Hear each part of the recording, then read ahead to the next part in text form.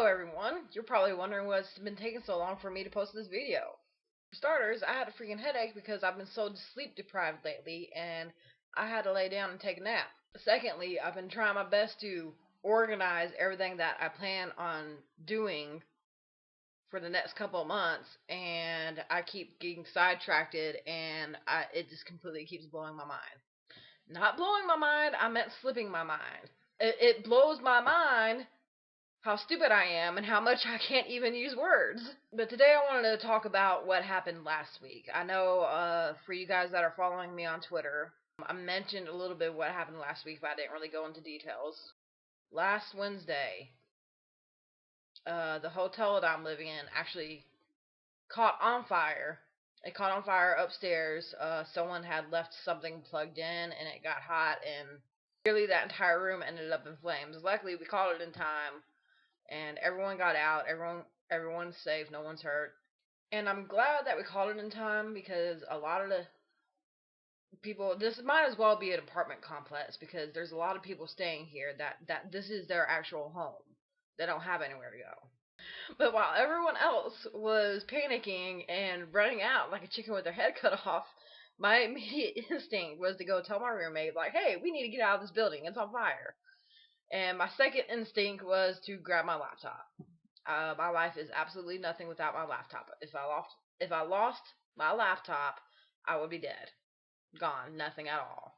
But that's pretty much all there is about the fire. The fire wasn't exciting. It only burnt up half of that one room. And we just ended up standing outside for about an hour while the fire department tried to get all the smoke out and investigated to make sure that there wasn't fire spreading somewhere else in the building. Now, the very next day, it was at night. It was around maybe 10 o'clock at night, and I walked outside to get some fresh air. And as soon as I walked out the door, I looked over at the gas station next to this building, and this kid was running around this woman's vehicle, and when I first saw it, I didn't think anything of it. I was like, okay, it's probably just some kids swapping seats or just goofing around while their parents are inside paying for the gas. But then I saw the gun in his hand. I saw him yelling at the woman that was in the driver's side, yelling at her to get out of the vehicle.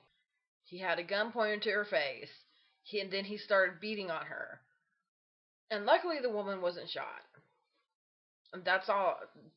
That's what I'm happy about right there, is that no one was killed, no one was hurt. She was a little bit battered and she was shaken up, but that was about it.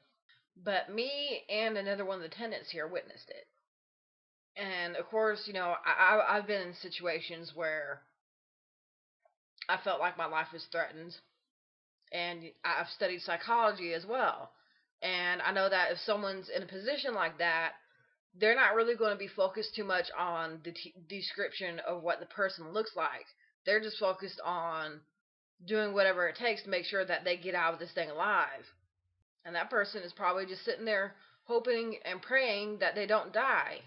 So I knew that once the police arrived, they would need a description from as many witnesses as possible.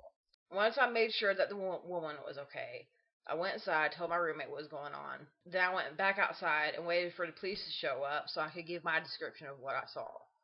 Now, this other tenant that lives here, her immediate reaction to the idea of giving a description to the police was that she didn't want to waste her time going over there. She specifically said, if the police want a description so badly, they can come over here and get it from me. I'm not going to waste my time walking over there. And this is the exact thing. This is one of the things that is so wrong with the world today. If some bad crap happens, no one wants to address it. No one wants to confront the issue. No one wants to do what it takes to possibly get the people caught. But that just kind of really pissed me off. Because I know that if I was in that type of situation,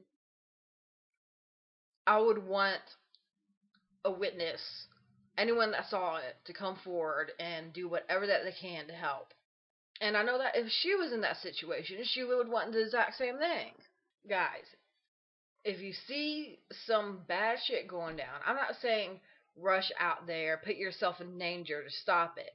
What I am saying is, if you see something happening, and even if the only thing you can do to help the person that is in trouble or being wronged is to tell your part of the story, tell what you saw, then freaking do it. Don't be a dang on coward. But the only other news I have is that I recently just found out that my roommate is going to be moving out soon. I'm not entirely sure when exactly he's planning on moving, but I can't afford this place by myself, so I'm going to have to find a place to stay. I don't know exactly where I'm going, but